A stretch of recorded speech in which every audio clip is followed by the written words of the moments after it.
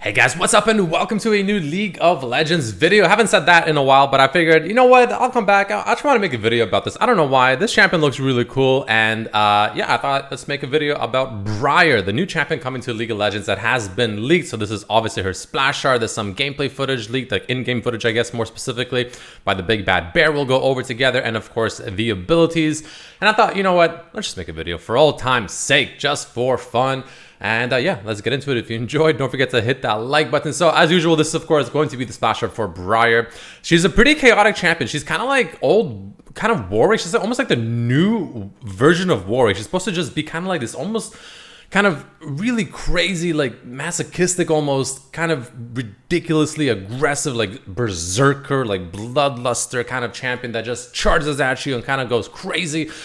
And it sounds pretty cool, honestly, at least relative to, of course, the leaked abilities and what they say. And I think it sounds pretty cool. And I'm actually pretty excited. I'm actually kind of looking forward to her, in all honesty. I mean, I played Nefiri. I started playing a bit of League of Legends with my friends here and there. But, like, I played Nefiri, and I don't know, man. Like, I like the idea, kind of. But, like, just something about Nefiri just doesn't feel good to me. I don't know why, man. It's like, why play her when I could play Zed? You know what I mean? Anyway, but Briar looks really damn cool. So let's take a look at some of the in-game leaks that we have here from the big bad bear. So I'm actually gonna remove the volume because some random music playing, but we'll go over together. So this is just like, again, some random in-game footage, right? We saw a lot of the there's a lot of the teasers where it kind of shows her like in a prison cell. I'm sure all of you guys have seen that.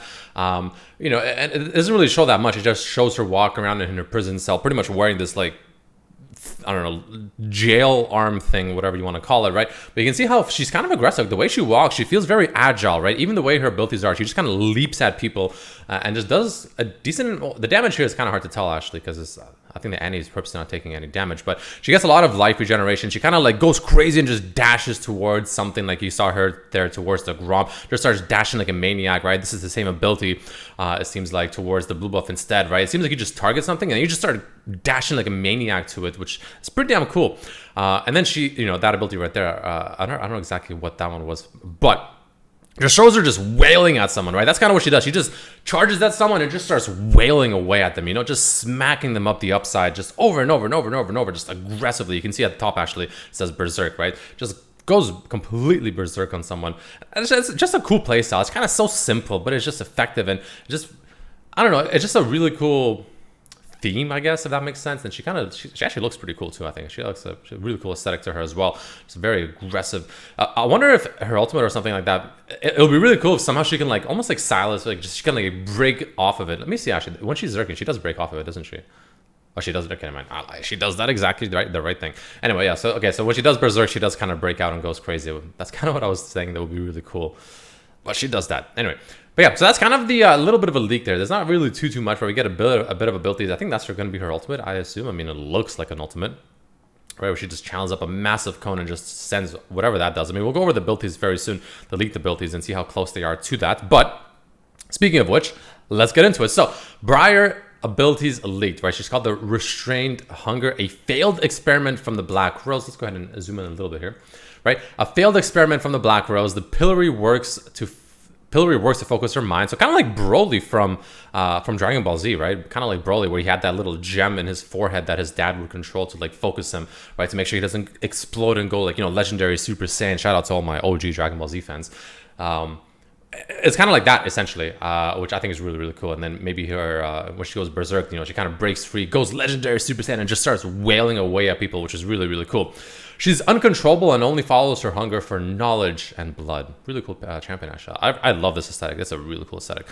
Passive. Briar has no innate health regeneration, which, of course, means that she doesn't just passively regenerate HP slowly as pretty much every other champion in League of Legends does. My question is, so she has no innate health regen, but can you still build health regen and then as she has some health regen just strictly from the item, but not her, like, base champion health regen? That's my question. Can you do that? I think you can, but I just assume this means that she herself as a champion doesn't have any base health regeneration, but you can still get at least some on top of it.